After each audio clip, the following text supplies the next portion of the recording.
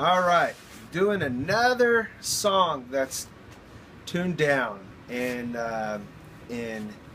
E flat. I believe this is a song that was originally recorded on fretless, and it was recorded on a 4-string. So there's a couple tricks, since I don't have the fretless, that I can't play. I can show you where it's at, but it's not going to sound the same on this instrument. Actually, I think it's only, I mean, on every single time I do like I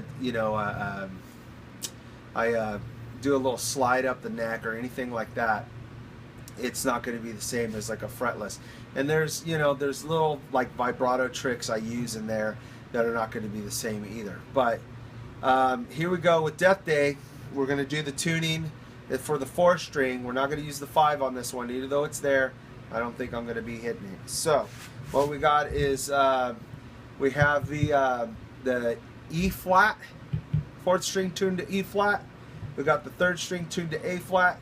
We got the 2nd string tuned to D flat, and we got the 1st string tuned to G flat. Like I said in previous tutorials, you can, I think your tuner might do sharps instead, and if so, you got D sharp on the 4th string, you got G sharp on the 3rd string, you have C sharp on the 2nd string, and you'll have F sharp on the 1st string. Okay, so now we're tuned and ready to go.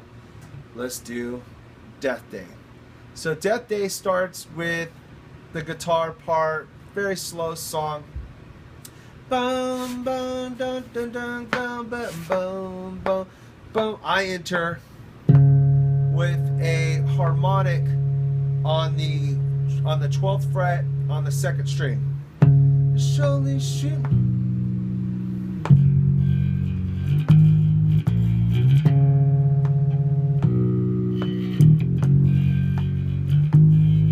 So that's the only 2 variations that I'm doing. So I'm doing the harmonic every time on the 12th fret on the 2nd string, come down to the 3rd fret on the 3rd string, then to the 3rd fret on the 4th string. I come up every time. Second and 4th time I just go open on the 4th string, 2, 3. It's the only difference that I add. Everything else is the same. First time, 2nd, 3rd, 4th. And then we come at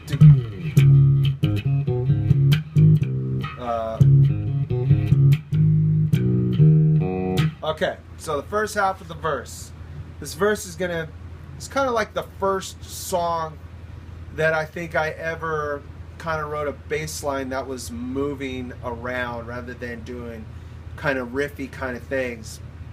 It was a song, it's everything was purposely written and actually written. It wasn't like I was just kind of jamming on the bass and said, yeah, I'll just play that over and over. It was actually written, but it was try to write it in the way that it sounded like I was a bass player that was kind of just knew the keys and knew everywhere where I was going, and I kind of just came up with this thing.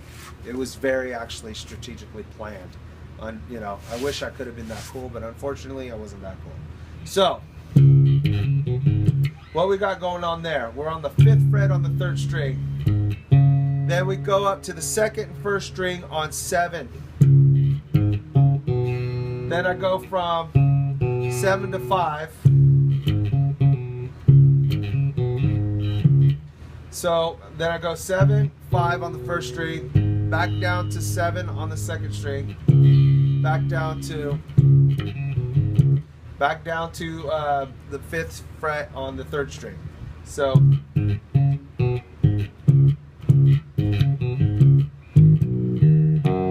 now I'm doing that major chord open thing, arpeggiating up.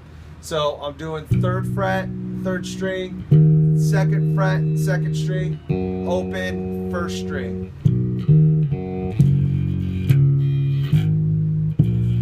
that's the first figure. You got 3rd fret, 4th string, 5th fret, 3rd string, 5th fret, 4th string, 7th fret, 4th string. So the whole first figure. And notice how I'm doing little percussive little things in between, little ghost notes.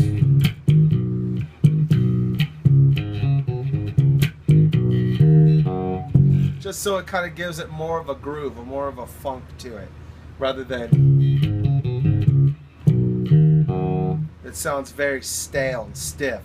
So as bass players, we add a lot of those little ghost note things in there to kind of give it just a little more of like a percussive swag, you know, to kind of make it like a little funkier or groovier. That's what we do.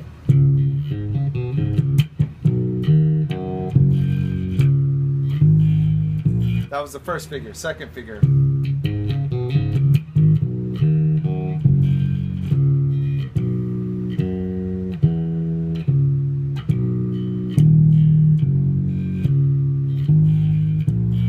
So, it starts off the same. That's where it stops being the same. So when we're on the A string, when we get up to the 5th fret, we go to the 3rd string, then we go to the 2nd string, 5th fret, to the 3rd fret, back down to the 5th fret on the 3rd string, back down to the 3rd, open on the 4th string, 3rd on the 4th string, back up to the 5th fret on the 3rd string, to the 3rd or the 5th fret of the 4th string, 7th fret, 4th string. So that whole figure sounds like this.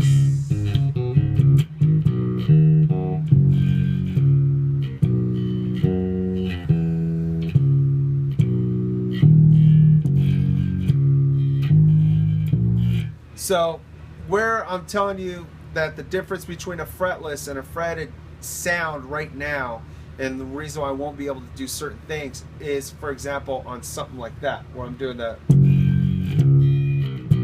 because I'm sliding into those notes. Very characteristic of what a fretless sounds like, and I kind of wish I had one right now so I can show you what it sounds like. But it kind of gives a, it's a very cool sound, very unique. That's why people use fretless, so it sounds like that. Beautiful, beautiful tone. I love it. I wish I had one. Here.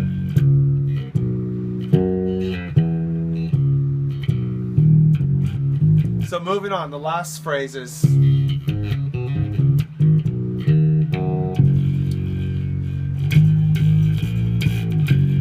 which is basically the same as the first one, but the timing's just slightly different. So so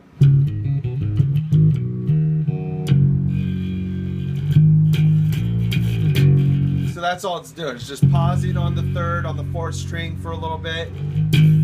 5, 7, 1. That's the chorus. Happy Death Day to you. That's another thing. Here's where I wish I had the fretless, so I could do all that sliding and all that cool little vibrato stuff. But anyways, we got 3 on the 4th string, to the 2nd of the 3rd string, to the 3rd. So I'm doing a little slide on the 2nd string from 5 to 7, and then back down. So that's the first one. Doing a little slide up to 7, 5, and then I go to the 3rd string to 7 and go back, and then I'm repeating the phrase again. Second time.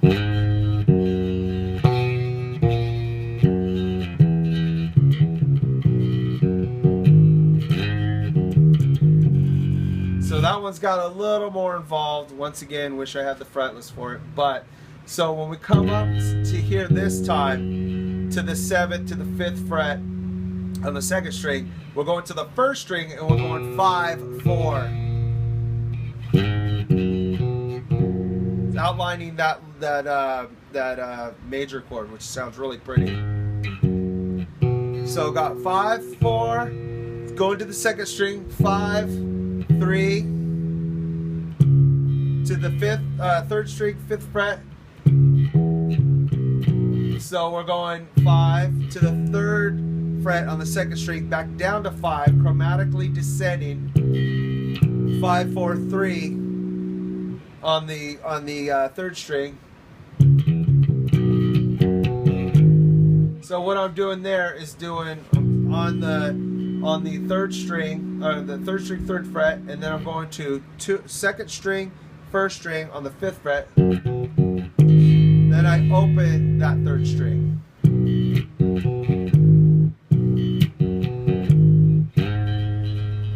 Coming up to the 7th fret on the 2nd string.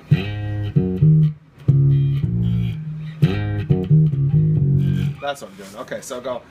So 7th fret, 5, 7th fret on the 3rd, 5 on the 3rd, open, then landing there. Landing on the 3rd on the 4th string.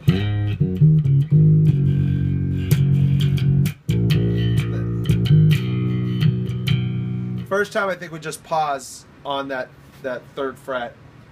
So it's got a brand new body bag for you, and I slide back into the chorus or the verse. It's the same thing as before.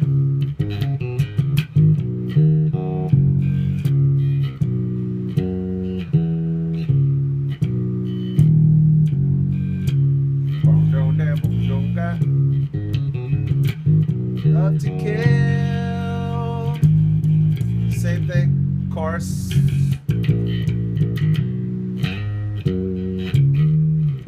Same thing.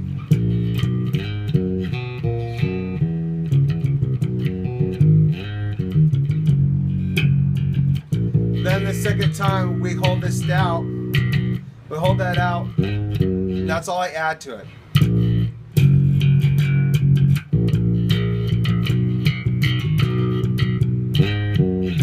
That little 5, 7 back down to 5 on the 2nd string slide. Then we pause. Then guitar solo. On the guitar solo, I play as minimal as possible without losing the original intention of the bass line. So instead of doing, now I'm just going from the 5th fret on the 3rd to the 7th fret of the 2nd and 1st. I just go up and down. Go to that chord. So it's all the same as the verse. It's all in there. All the notes are there, but I'm just not doing it.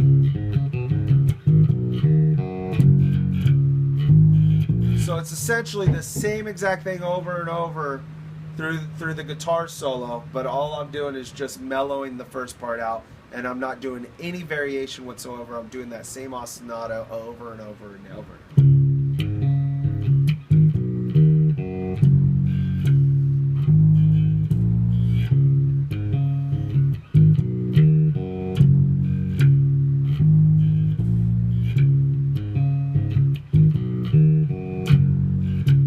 I think that takes us to like the little bass solo thing, if you want to call it that.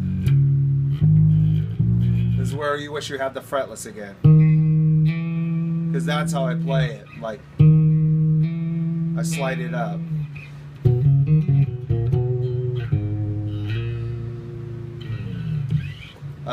Same thing. So we got, so on the first string, we're doing the 9th fret to the sliding up to the 10th fret.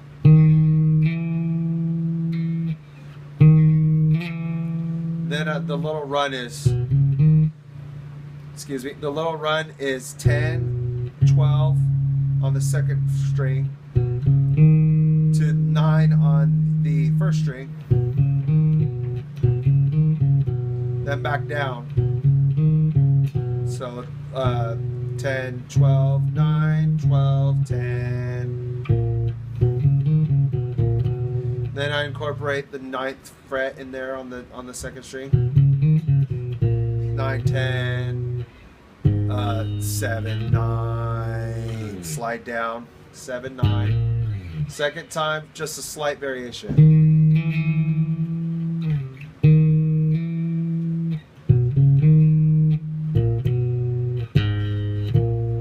So what we got there, going from 10, 12 on the second fret to the 9 on the first fret, then down to the 9th fret on the second string, up to the 10th fret, down to the 7th, back up to the 9th on the second string, slide out, and then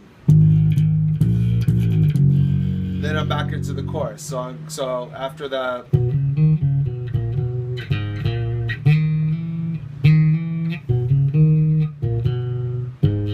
slide down, and then I'm on the 5th fret on the 4th string, come up to the 7th fret, then I'm back in the chorus again.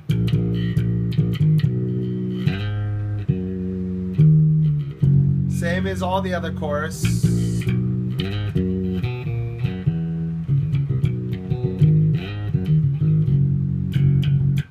The only difference is when we get to the end and we're holding out,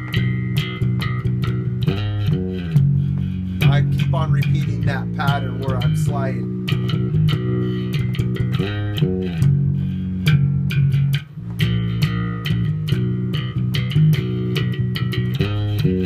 Then the end has a run. Right.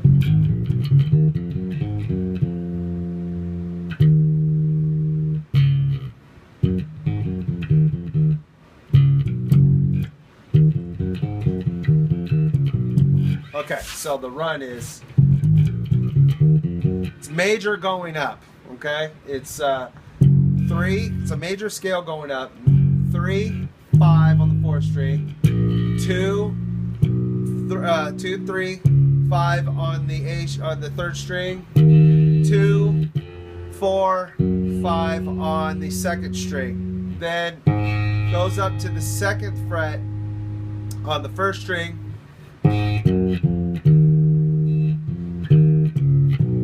so I'm going 2 on the 1st string, I go down the major scale where we just came from, so 2, and then the next string, the 2nd string, 5, 4, 2, and then I reset at the 4th,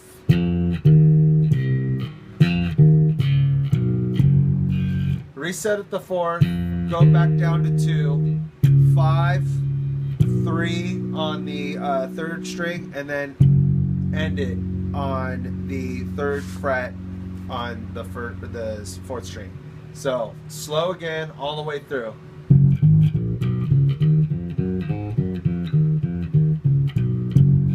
That's the run.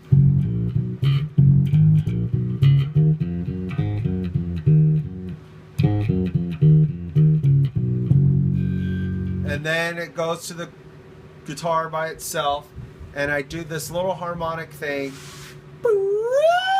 Goes up, starts on the 5th fret of the 5th fret harmonic. But I can't do this on an electric bass. I can do it on I'm not electric bass, a fretted electric bass.